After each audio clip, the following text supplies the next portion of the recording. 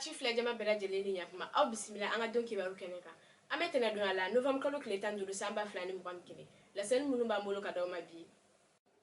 a yela k'a fɔ 3e arrondissement polisiw kɔni y'u cɛsiri kosɛbɛ barisa banbanci dɔw tun bɛ 15 bugu n'olu kɔni sigiyɔrɔ tun bɛnnen bɛ bari min bɛ yen nɔ ko fazenda moto taxi tigi kelen b'a la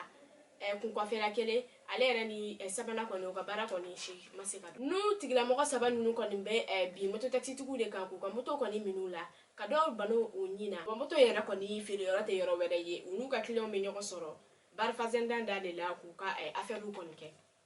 ni kuma in kɔni lasela 3e arrondissement polisiw ma olu kɔni fana ye u ka sɛgɛsɛgɛliw kɛ k'u bɛlɛ fo ka na u nɔ minɛ a don kelen na u sera ka maa fila ɲɔgɔn kɔni minɛ nka fila minɛlen kɔfɛ de u sɔrɔla ka kelen kɔni yɔrɔ yira n'o ye u sabanan ye ninnu saba bɛɛ lajɛlen kɔni bɛ MCA la ni wagatinin na kibaruya wɛrɛ min b'an bolo ka da kulo kan o de ye k'a fɔ quartier du fleuve la a yera k'a fɔ u ye fatɔ dɔ kɔni faga quartier du fleuve la ambassade de France kɔni fanfɛla fɛ fatakɛ dɔ kɔni kantigɛlen kɔni dalen tun bɛ ambassade de France kɔni fanfɛla fɛ brigade de recherche de la 3e arrondissement mɔgɔ kɔni nka kibaruya kɔni laser'u ma DGPN fɛ n'o ye direction générale de la police nationale ye a yera k'a fɔ maa minnu yɛrɛ kɔni bɛ yen sigida la olu de kɔni ye ko in kɔni ye olu fana ye wele bila fanga tigilamɔgɔw ma n'o ye an ka finitigiw ye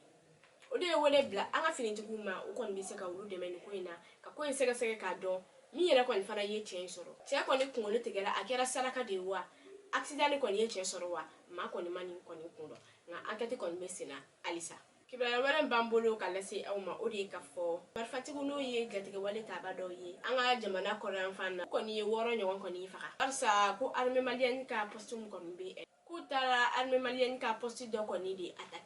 attaquer kɔni senfɛ u ye jatigɛwale taaba maa 6 kɔni faga an ka finitigilamɔgɔ minnu kɔni bɛ poste de sécurité min bɛ Jire n'u b'a fɔ o ma ko secteur 6 o bɛɛ lajɛlen kɔni bɛ Nara kɔni région kɔni kɔnɔna la olu mɔgɔ kɔni y'u jija kosɛbɛ ka jatigɛwale taaba ninnu kɔni ka se ka u yɛrɛ bɔ u bolo a yɛrɛ k'a fɔ k'an ka finitigilamɔgɔ kɔni maa 4 kɔni sara maa 14 kɔni blessera jatigɛwale taaba maaw kɔni ka côté fɛ o kɔni sera ka maa 6 kɔni ɲɔgɔn faga laban b'an bolo ka da kulo kan o de ye k'a fɔ a bɛɛ lajɛlen b'a kalama k'a fɔ ko sogonikɔ kɔni ye autogare min kɔni bɛ sogonikɔ a bɛ yen nɔ bila ko kɔni fana tɛ o kɔnɔna la insécurité kɔni fana barika bonyalen n'o ye fanfɛla fɛ kosɛbɛ barisa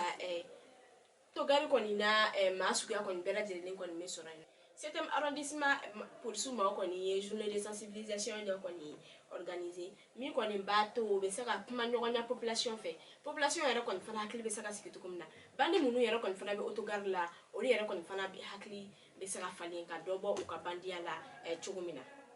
nin fête in kɔni senfɛ groupement caman kɔni tun bɛ yen nɔ transporteurs ka syndicat tun bɛ yen nɔ apprentis tun bɛ yen nɔ ka fara polisiw yɛrɛ ka maa ɲɛmaaw kan laseli minnu tun b'an bolo bi ka d'aw ma